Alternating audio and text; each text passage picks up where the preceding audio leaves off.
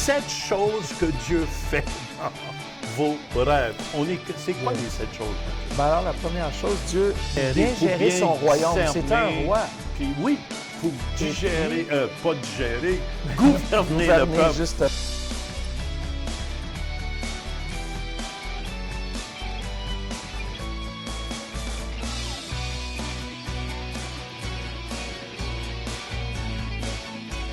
Dieu a tant aimé le monde. Paul l'a dit ce soir, les malades pour être guéris. Bienvenue à l'émission Réveil. Je suis avec Pasteur Mathieu, qui est mon fils, pour ceux qui ne le savent pas. Il est pasteur ici au Centre Réveil à Ottawa.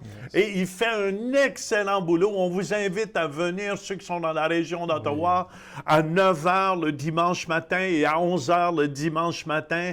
Ça va nous faire un grand plaisir de les accueillir, Mathieu. Excellent. Puis aussi, on a un campus à Québec. Québec, la ville de Québec, et aussi au Lac-Saint-Jean. Alors, je vous encourage, si vous êtes dans ces régions-là, on a des campus qui sont en feu. On a le pasteur Denis qui est rendu maintenant à Québec et qui fait un excellent travail. Et Léane au Lac-Saint-Jean. Léane. Je me réjouis de ce que Dieu veut faire, quoi, puis ce qu'il va faire. Et je veux qu'on regarde ensemble, Mathieu, dans cette émission. Il y a 7 choses que Dieu fait dans les rêves. Quelles sont, écoutez bien attentivement à la maison, là, il y a 7 choses, préparez-vous à rêver aussi en passant. 7 choses que Dieu fait dans vos rêves. C'est quoi les 7 choses, Mathieu? Ben alors, la première chose, Dieu, premièrement, il désire nous parler. Oui. Il désire parler aujourd'hui dans vos vies. Et la première chose que Dieu veut faire par le moyen des rêves, parce que c'est son désir, dans les derniers jours, il a déversé son Saint-Esprit afin qu'on puisse rêver. Et puis on oublie souvent ça, mais la première chose qu'il désire faire, c'est nous encourager. Dieu veut nous encourager. Peut-être vous passez un temps difficile, peut-être que vous vivez des difficultés, mais Dieu veut vous encourager par le moyen des rêves. Moi, j'ai un exemple concret de ça. J'étais, peut-être un peu découragé un soir, je m'endormis.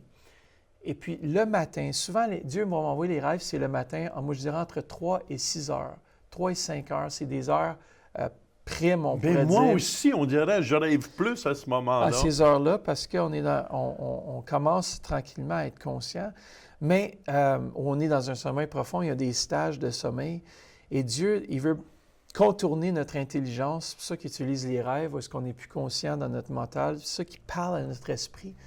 Mais mon esprit avait besoin d'être encouragé. Et puis, la nuit, j'ai entendu des chants angéliques. J'ai presque comme eu des visions dans les rêves. Et je voyais comme... Je me pensais au ciel. Comme je voyais... C'était beau. Puis j'entendais cette musique extraordinaire. À un point, je sais comme... En me réveillant, je me dis, il faut que j'enregistre la mélodie que j'ai entendue. Malheureusement, je ne l'ai pas comme... Tu ne l'as pas enregistré? Parce que ça va vite quand tu te réveilles. Ça nous dit que ça passe vite, les songes. Tu oublies vite. Mais là, c'était tellement... Ça m'a marqué pour toujours. Ça m'a encouragé. Je m'ai senti bâti. Je m'ai réveillé fortifié, encouragé, prête à faire face aussi à une nouvelle saison dans ma vie. Puis je pense que Dieu veut nous encourager. Ça, c'est la première chose. Sachez que Dieu veut vous encourager dans les rêves. C'est bon. Fait que préparez-vous aujourd'hui, vous allez rêver. Et aussi, nous, on veut vous encourager. Sachez, on vous aime. Dieu vous aime. Vous n'êtes pas ici, vous n'êtes pas dans un rêve présentement, mais on vous encourage et Dieu vous dit qu'il vous aime. Même si vous ne vous sentez pas aimable. Vous savez, Dieu est venu dans ce monde, même pour ceux qui n'étaient pas aimables, afin de nous rendre aimables. Yes. Puis des fois, on oublie aussi, la deuxième chose qu'il fait, c'est qu'il nous avertit des dangers imminents. On voit que Marie et Joseph ont été protégés. C'est vrai, ça. Dès le début du Nouveau Testament, on voit dans les Évangiles, et puis on voit qu'ils ont été protégés d'une mort possible de Jésus. Je sais que Dieu est en contrôle de toutes choses, mais Dieu est en contrôle, c'est drôle qu'il s'est révélé par le moyen d'un rêve à Joseph. Il dit, quitte maintenant, quitte le pays. Et c'est là qu'on voit que les dimensions sont illimitées. Dans un rêve, on peut avoir une vision. Et puis ici, dans ce cas ici, c'est qu'il y a une vision angélique. Et dans cette vision angélique, l'ange lui a averti, il a dit, quitte maintenant, parce que ta vie est en danger. Et je crois que Dieu veut nous avertir aussi dans nos vies. Peut-être c'est « passe pas par tel chemin ce soir en rentrant à la maison » ou « fais pas telle chose » ou il nous prévient d'un danger potentiel, même pour nos vies. « Prends pas ce poste. Va pas à tel endroit. » Ou « prends pas ce chemin que tu veux prendre. » Exactement. Alors, Dieu nous avertit des dangers, puis il veut le faire à la maison aussi pour vous. Il veut nous avertir des dangers. Alors, c'est bon, ça. Troisièmement, c'est que Dieu nous donne aussi des directives spécifiques. Dieu peut nous diriger. L'apôtre Paul voulait aller dans une certaine... Il avait planifié son trajet apostolique, son voyage missionnaire. Mais tout à coup, le Saint-Esprit, par le moyen d'un rêve, l'avertit et dit « Non, je ne veux pas que tu passes par là. Je veux que tu passes par tel endroit. » Ça fait que Dieu veut nous diriger. Dieu veut nous donner des directives spécifiques. Ça veut dire qu'il faut juste être attentif à la voix de Dieu. Souvent, on n'est pas attentif. C'est comme la personne qui va acheter une voiture. Des fois, elle n'est pas attentive à la voix de Dieu. Elle est très attentive à la voix du vendeur. Mais il faut qu'elle soit attentive à la voix de Dieu pour faire les bonnes décisions. Pour aller dans le bon chemin. Moi, j'arrive du Bénin, Pasteur Matt, puis j'étais supposé d'aller au Cameroun, à Madagascar, puis finalement, à Madagascar, vu que c'était une grande croisade, on m'a averti avec le pasteur, on dit c'est préférable que tu ne viennes pas à ce moment-là, parce que ça peut être dangereux pour ta vie, surtout quand on rassemble beaucoup de gens. Et j'ai simplement écouté et les portes se sont ouvertes au Bénin. Et en allant au Bénin, Mathieu, c'est là que les portes se sont ouvertes pour notre émission de télévision sur Rema Télévision, où on est partout en Afrique, où on pense partout en Afrique. Voyez-vous, des fois, Dieu m'empêchait d'aller à Madagascar, au Cameroun.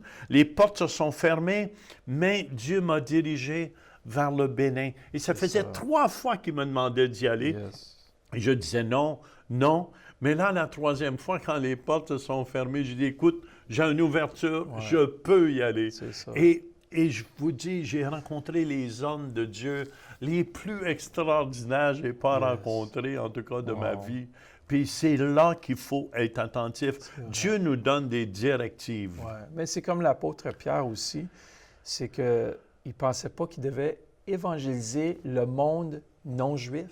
Oui, Corneille. Et Dieu, dans un rêve, lui révèle, puis c'est drôle parce qu'il avait faim, l'apôtre Pierre, on préparait à manger pour lui, et il tombe en extase sur un toit, c'est-à-dire qu'il était semi-conscient, semi-inconscient, juste semi-endormi, semi-réveillé. C'est comme une phase, et puis Dieu lui a montré une vision d'une nappe qui descendait du ciel, et à l'intérieur, c'est drôle que Dieu utilisait les circonstances naturelles.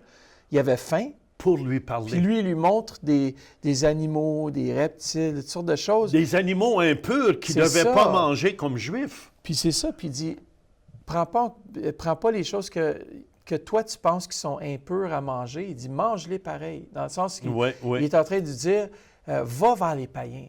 Ça fait que Dieu nous dirige, quoi. Il nous donne des directives claires par le moyen des rêves. Et là, ici, c'est qu'il y a eu une vision à l'intérieur d'un transe. Mais peu importe, Dieu veut nous donner des directives. La 4e chose que j'aime beaucoup, c'est que Dieu veut nous donner des idées créatives dans nos rêves. Et on voit que même au travers de l'histoire, Dieu a donné des idées créatives, des idées créatrices à des gens. Une idée, la structure de l'ADN. On est créé, on est formulé on a l'ADN très spécifique. Mais cette idée-là a été révélée dans un songe à celui qui l'a découvert. On voit aussi un exemple, l'inventeur du moteur de recherche Google, qui était Larry Page. Lui aussi a eu un rêve. Comment faire ça? Comment procéder? Tu sais, des fois, les détails qui nous échappent, Dieu peut nous le révéler. Il peut nous donner des idées qui vont nous faire prospérer. Cet homme-là, aujourd'hui, le fondateur de Google, et c'est un homme riche, quoi. Ben Carson, encore mieux, le neurochirurgien qui était dans il voulait être président des États-Unis. Mais lui, il raconte, lorsqu'il était à l'université, il avait du mal à comprendre un certain chapitre de mathématiques. Et puis, à la veille de l'examen, il s'adresse à Dieu en prière. Il dit, « Seigneur, révèle-moi, j'ai besoin de ton aide. Comment faire ce problème particulier? » Et il raconte que dans son rêve, tout à coup, il dormait. Il vit en songe quelqu'un se tenir dans une salle devant un tableau noir. avec une craie en main. Et à ce moment-là, cette personne lui montra la marche à suivre pour résoudre les problèmes qu'il ne pouvait pas lui-même comprendre. Tout à coup, c'est qu'il a commencé à faire les étapes de mathématiques sur un tableau, puis il était là, Alors, Dieu est en train de lui donner le comment faire. Comment faire, hein? Alors, Dieu veut se révéler lorsqu'on ne sait pas quoi faire ou comment le faire. Dieu a la solution. Sachez que Dieu n'est pas un homme. Dieu est Dieu. Dieu est souverain. Ça veut dire qu'il est omniscient. Ça veut dire qu'il connaît toutes les sciences. Toute la sagesse se cache en lui. Alors, si on demande à Dieu, Dieu est fidèle et juste. Regardez juste Salomon. Ouais, Un jeune homme normal que tout à coup, Dieu lui a donné la sagesse. Ça, c'est le 5e point. Mais Dieu accorde des dons surnaturels. Il ne savait pas. Il a dit à Dieu, je veux juste avoir la sagesse. Pour bien gérer, son royaume. cerner, C'est un roi. Puis oui, pour digérer, pas digérer, gouverner le peuple. Justement. Souvent, il y en a qui digèrent le peuple, là, mais non, lui, c'était pour gouverner le peuple. Ça fait que Dieu lui a accordé vraiment un don surnaturel qui était le don de la sagesse. Ça nous dit qu'il n'y a aucun homme, ni avant ni après lui, qui a eu autant de sagesse. On voit les résultats de la sagesse qui est un don qu'il a reçu en rêve. Il s'est endormi, un homme tout à fait normal, un jeune homme. Il se réveille avec une capacité, avec un don particulier que Dieu a déclenché, qui a activé dans sa vie. Et on sait que l'histoire, la fameuse histoire des 2 femmes qui se disputaient l'enfant. Pour l'enfant. Parce qu'une des femmes avait tourné, elle avait étouffé son bébé en dormant. Et puis l'autre femme, elle avait un bébé. Puis ils se sont présentés, les deux, elle voulait voler son bébé. On a vu la sagesse de Salomon. Ce don avait été, oui, c'est ça. Bon. Ces deux femmes qui se sont réveillées. Écoutez bien attentivement à la maison, c'est bon. Je ne sais pas s'ils dormaient dans le même lit ou je ne sais pas trop quoi. Et puis il y avait une femme qui avait un bébé qui dormait à côté d'elle et l'autre femme aussi. Une des femmes roule sur son bébé la nuit. Elle étouffe son bébé durant la nuit. Il se réveille mort. Le bébé est mort. Et puis là, tout à coup, les 2 femmes se disputent le bébé vivant. Alors, il se présente devant Salomon. Et Salomon dit, dans sa sagesse, entend la discussion. Il dit, donnez-moi une épée, je vais couper le bébé en 2 et je vais donner une portion à une et l'autre portion à l'autre. Et la femme auquel appartenait ce bébé, avec tant d'amour et de tendresse qu'une maman aurait, elle a dit non, coupez pas le bébé, donnez le bébé à l'autre femme. Et Salomon a su que c'était le bébé de la femme qui a dit ne coupez pas l'enfant, parce qu'une maman va aimer. Alors, c'est juste un signe que Dieu avait donné cette sagesse à Salomon, et cette sagesse a apporté l'excellence, a apporté toutes sortes de choses, même que les gens de l'extérieur sont venus voir son royaume et sa sagesse. Mais tout ça a été donné par Dieu dans un rêve. Alors pourquoi est-ce que je voudrais négliger les rêves? C'est une folie de vouloir négliger ce que Dieu veut nous donner pour nous instruire, nous protéger, nous garder, nous guider, nous instruire. Il y a peut-être des hommes, des femmes d'affaires qui nous regardent. Amen. Dans un rêve, vous pouvez avoir le comment faire pour votre entreprise. Mais c'est pour ça, c'est important. Laissez Dieu être le numéro 1 de votre vie. Et je vous garantis, c'est Dieu. Je parlais justement avec un homme d'affaires de Québec, un homme qui a bien réussi, puis il dit, les hommes d'affaires sont aveugles.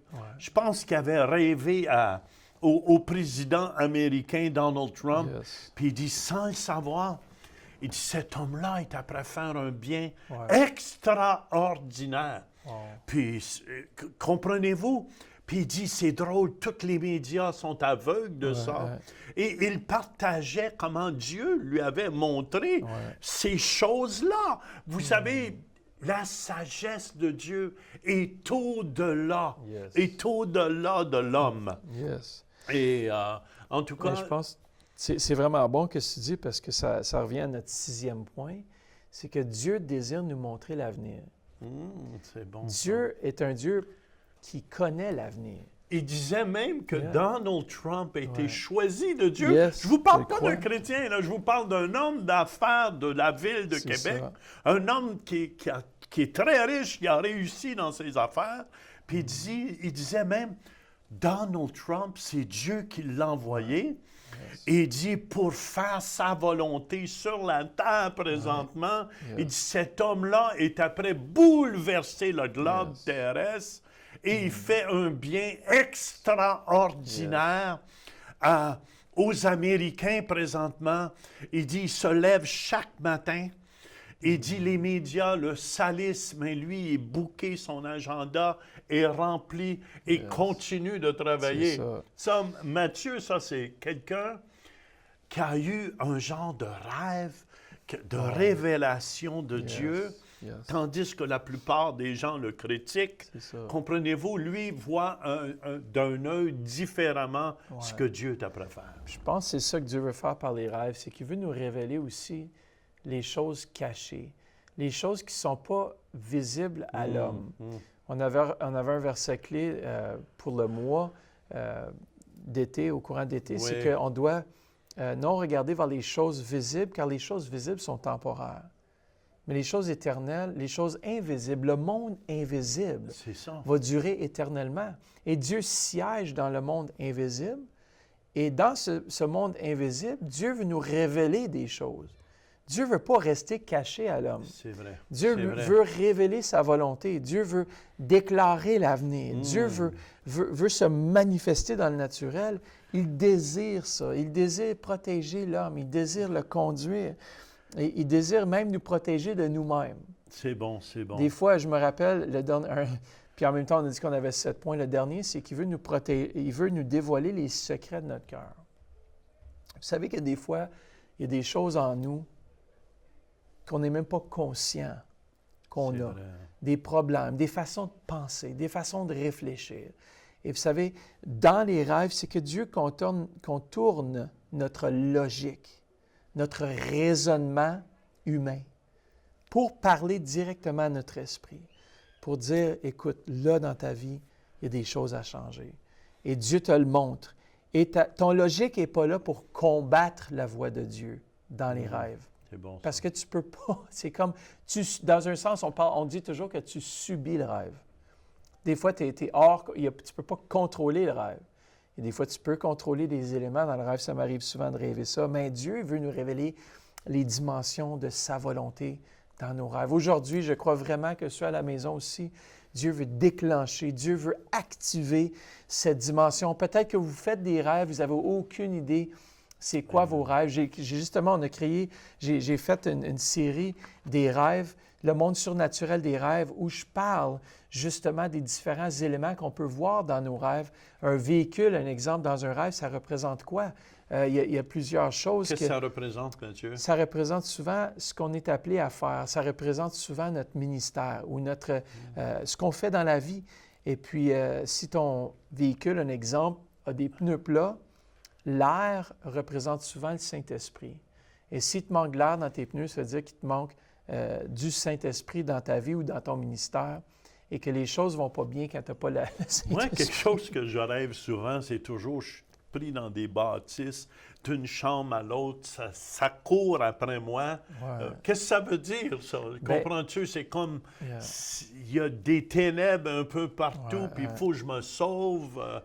Puis soit qu'il y a des précipices qui arrivent. Souvent, les maisons ou des pièces peuvent représenter notre vie personnelle. Qu'il y a des éléments dans notre vie, soit qui doivent être guéris ou des éléments dans notre vie qu'on doit saisir. Des fois, c'est des pièces cachées. Ça veut dire qu'il y a des endroits cachés de nos vies, comme un sous-sol, par exemple. Il y a des choses dans des sous-sols, des fois, où si tu es dans une maison, tu découvres un sous-sol qui n'existait pas. Et Dieu est en train de te montrer qu'il y a des choses dans ta vie qui sont le fondement, dans le fond, d'une maison. Il y a des choses qui sont là que tu ne savais pas que tu avais. Ça peut être des bonnes choses, ça peut être des mauvaises choses, mais souvent, quand on parle de bâtiments, on parle de nos vies personnelles. Et des raccoins de nos vies, des pièces de notre vie. Je rêve souvent des morts. Les morts sont après moi. Mais des fois, les rêves sont, on pourrait presque dire, c'est des cauchemars ou des rêves démoniaques ou des rêves où il y a de la peur et des craintes. Et je crois que c'est des fois l'ennemi. C'est des rêves aussi qui viennent de l'ennemi. Des fois, c'est dans nos pensées. Il peut interagir. Mais ça, je crois vraiment que ça nous montre les plans de l'ennemi. Des fois, Dieu nous prévient de combats aussi, qu'on va vivre dans notre vie quotidienne. Mais on peut prendre autorité. Je pense que lorsqu'il y a des rêves comme ça de cauchemars, je me rappellerai avoir tellement des rêves de cauchemars. Je me levais étouffé, entouré par des esprits de peur démoniaque. Et je me rappelle, au moment où est-ce que tu réalises que tu es dans le rêve et tu réalises que ce n'est pas un rêve qui vient de Dieu, au moment où on prend autorité, au nom de Jésus, ces choses-là doivent cesser.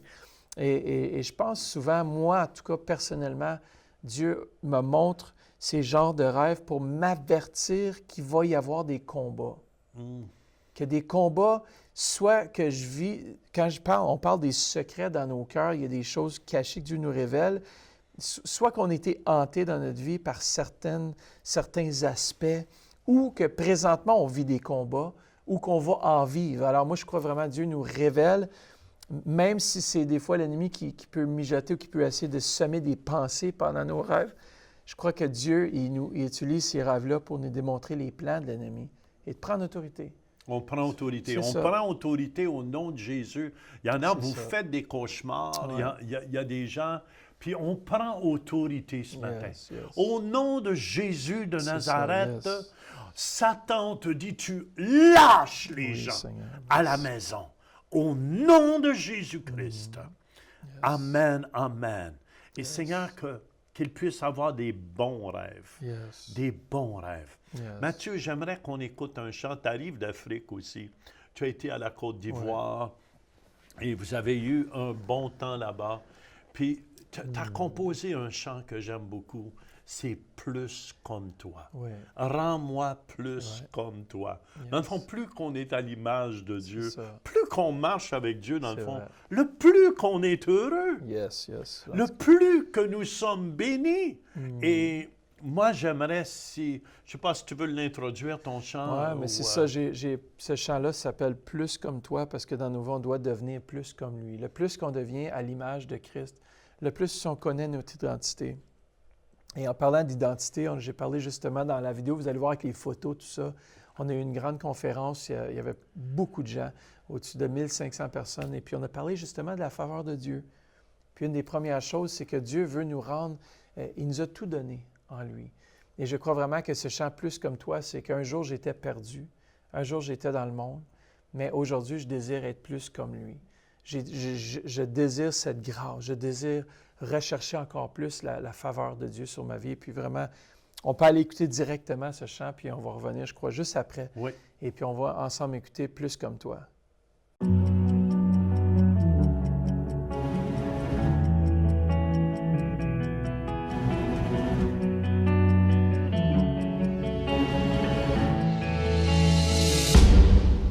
Depuis longtemps, je recherche une touche de ta grâce, remplie, inonde.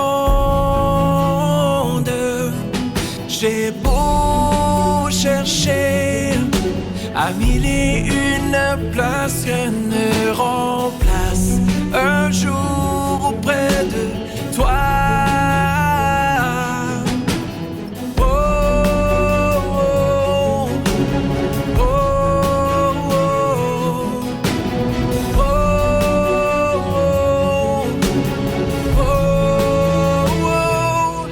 Rends-moi plus comme toi.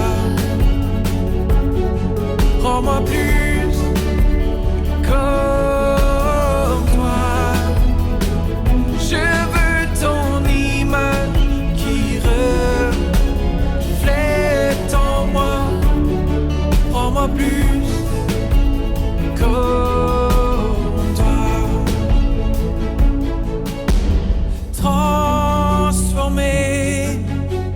Toujours prêt à faire ta volonté, Seigneur, mon Dieu. Oh, oh, oh, oh, oh,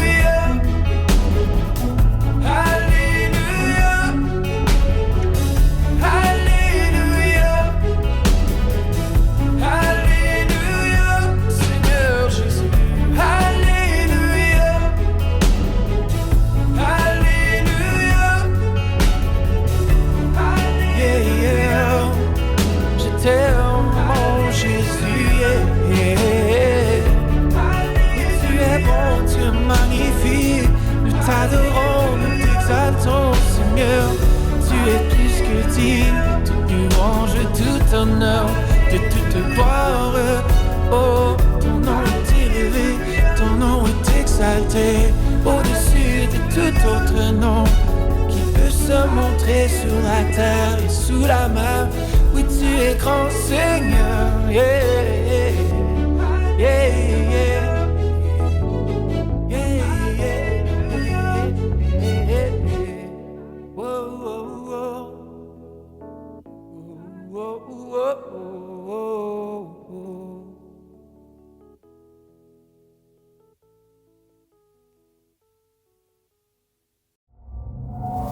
Quel beau chant, rends-moi plus comme toi, Seigneur. C'est mon désir aujourd'hui. Yes. C'est notre désir ici à l'émission Réveil, à Télé Réveil, d'être plus comme Jésus. Et moi, je veux, vous savez, plus comme Jésus, c'est avoir la paix, l'amour dans notre cœur, la joie. C'est d'être rempli de sa présence, Matthieu. Et moi, je vous dis à la maison, levez les mains. Placez vos mains sur l'écran. Amen. Et on demande la bénédiction de Dieu sur votre vie. Seigneur, Jésus, remplis les gens à la maison aujourd'hui. Remplis-les de tes bontés, Seigneur, et de ton amour. Recevez son amour aujourd'hui. On vous aime, Matthieu et moi. On vous dit à la prochaine. Amen. Vous pouvez devenir partenaire de l'émission Réveil en faisant un don mensuel de 20$ ou plus par Visa ou Mastercard par le biais de notre site web ou en nous faisant parvenir un chèque par la poste. Pour plus de renseignements, visitez notre site web centreréveil.com ou composez le 1-877-273-8345. Merci de votre soutien.